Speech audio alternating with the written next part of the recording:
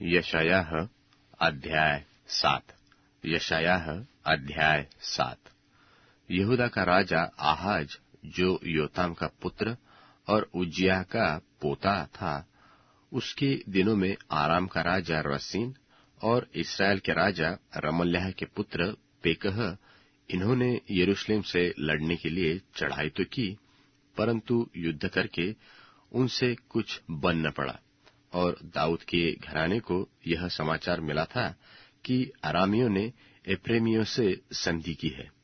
तब उसका और प्रजा का भी मन ऐसा कांप उठा जैसे वन के वृक्ष वायु चलने से कांप जाते हैं। तब यहोवा ने यशायाह से कहा, अपने पुत्र शार्याशुब को लेकर ऊपरली पोखरे की नाली से सीरे पर धोबियों के खेत की सड़क पर आहाज से भेंट करने के लिए जा, और उससे कह कि सावधान रह और शांत हो, और उन दोनों धुआं निकलती लुकटियों से, अर्थात रसीन के और आरामियों के भड़कते हुए कोप से और रमल्याह के पुत्र से मत डर, और न तेरा मन कच्चा हो, क्योंकि आरामियों को और रमल्याह के पुत्र समेत एफ्राइमियों ने यह कहकर तेरे विरुद्ध बुरी युक्ति ठानी है कि आओ, हम यहूदा पर चढ़ाई करके उसको घबरा दे और उसको अपने वंश में लाकर ताबेल के पुत्र को राजा नियुक्त कर दे।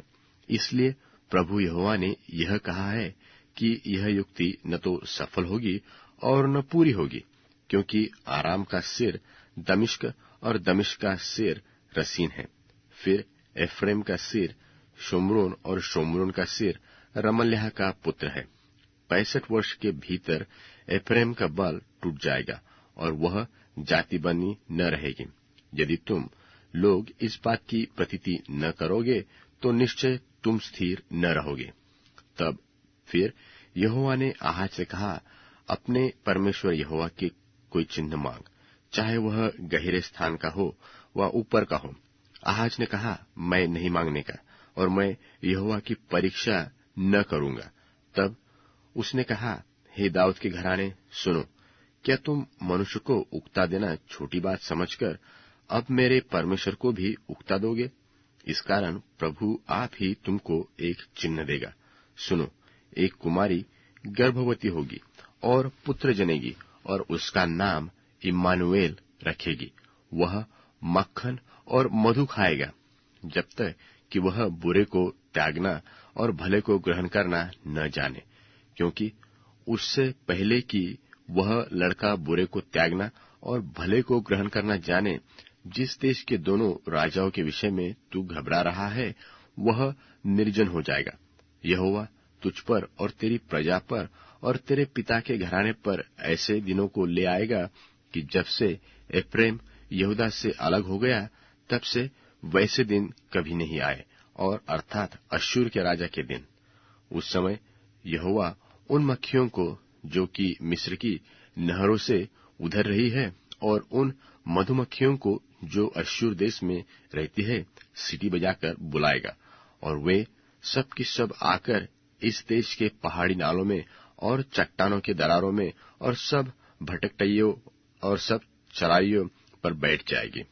उसी समय प्रभु महानद के पार वाले अश्शूर के राजा रूपी भाड़े के छुरे से सिर और पांव के रोए मूंडेगा। उस छुरे से दाढ़ी भी पूरी मूंड जाएगी। उस समय ऐसा होगा कि मनुष्य केवल एक कलोर और 2 भेड़ों को पालेगा, और वे इतना दूध देगी कि वह मक्खन खाया करेगा, क्योंकि जितने इस देश में रह जाएंगे वह सब मक्खन और मधु खाया करेंगे। उस समय जिन जिन स्थानों में 1000 टुकड़े चांदी की 1000 दाखलताएं हैं, उन सब स्थानों में कटीले ही कटीले पेड़ होंगे।